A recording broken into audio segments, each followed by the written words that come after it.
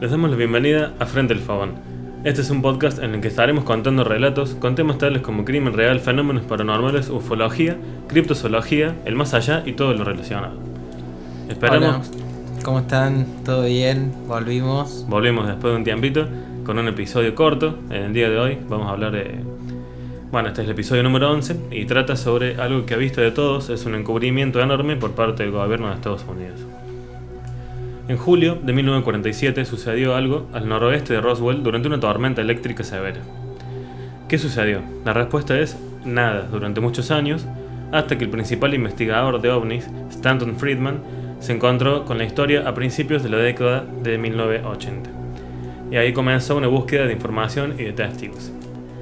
Claro, por un buen tiempo no se sabía nada.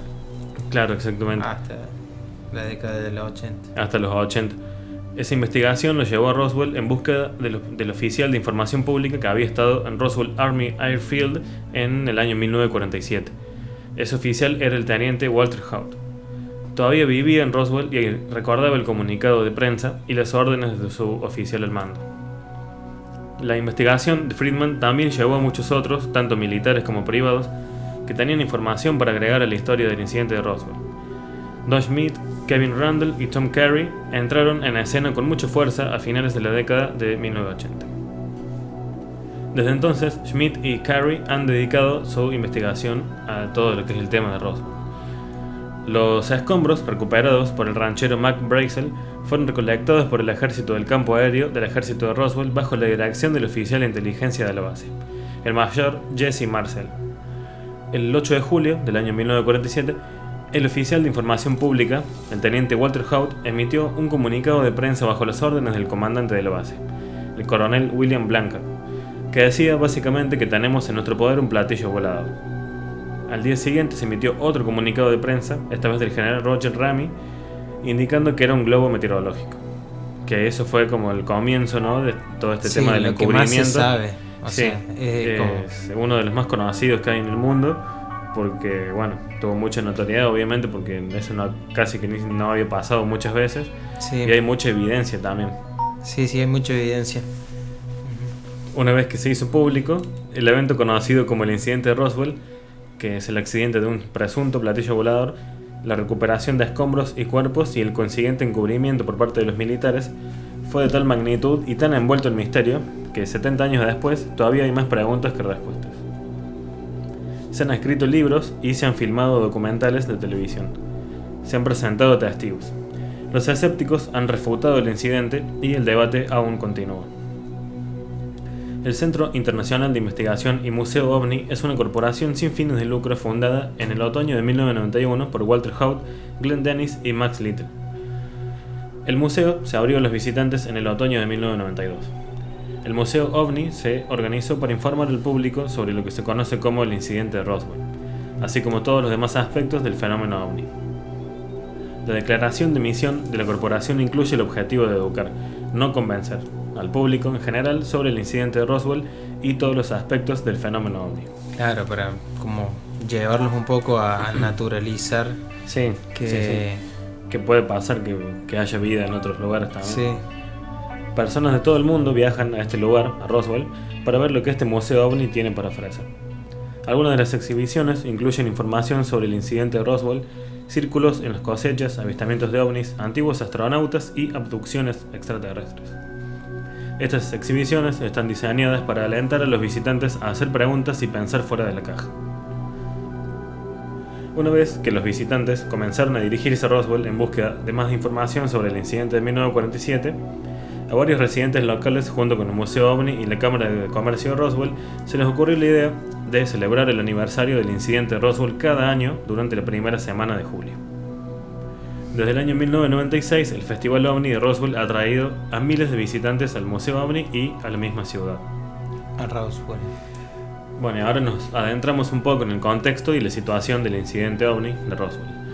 Posiblemente el suceso OVNI más famoso del mundo y el que marcó el inicio de la ufología tal y como la conocemos hoy en día, tuvo lugar el 2 de julio del año 1947, en las afueras de una población llamada Roswell, ubicada en Nuevo México. Ese día, algo, entre comillas, se estrelló en las tierras del rancho de William Mac Brazel.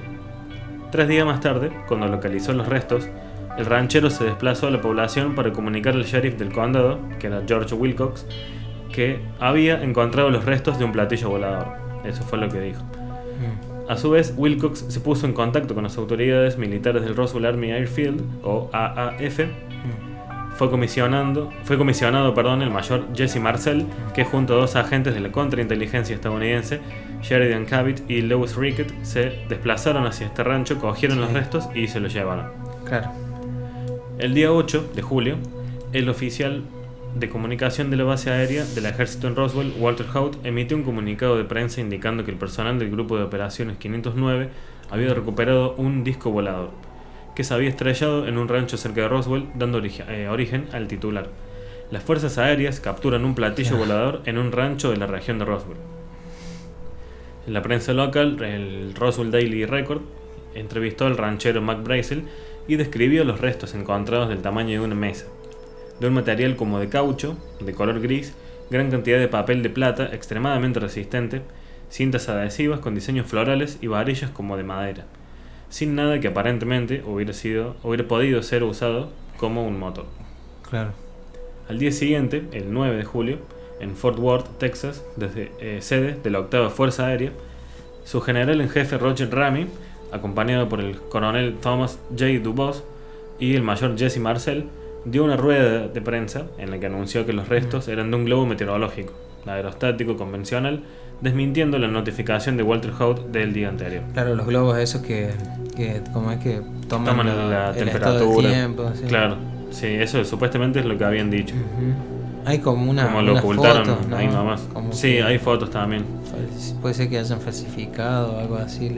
Para mí sí como está justificando. Sí, porque ahora justo vamos a hablar de eso.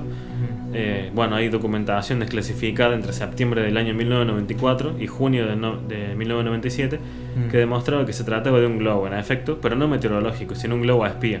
Y eso fue lo que dijeron después. Claro, dijeron. Con otra documentación que, bueno, no sabemos la veracidad de esto porque lo pueden haber... No sé, hay muchas teorías alrededor de este caso y, bueno, todavía no se sabe bien qué pasó, pero yo creo que sí, que fue verdadero.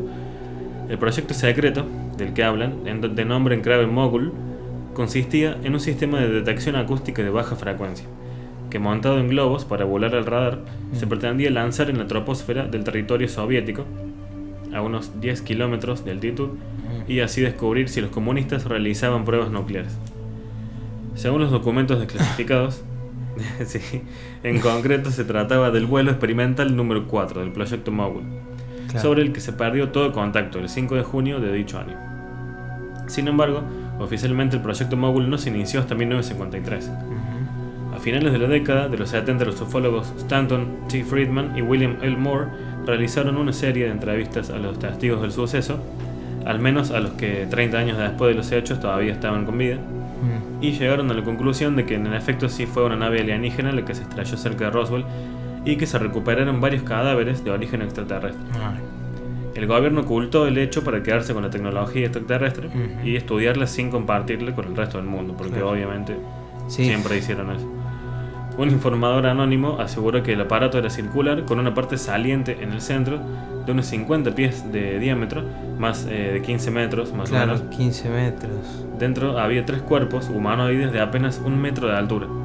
Uno estaba muerto, el otro muy mal herido y uno estaba con vida. Jesse Marcel, el oficial encargado de recoger los datos, confesó poco antes de su muerte, en el año 1980, que los restos que se mostraron en la prensa no fueron lo que él encontró en el rancho de Mac Brazel, pero le ordenaron que guardara silencio.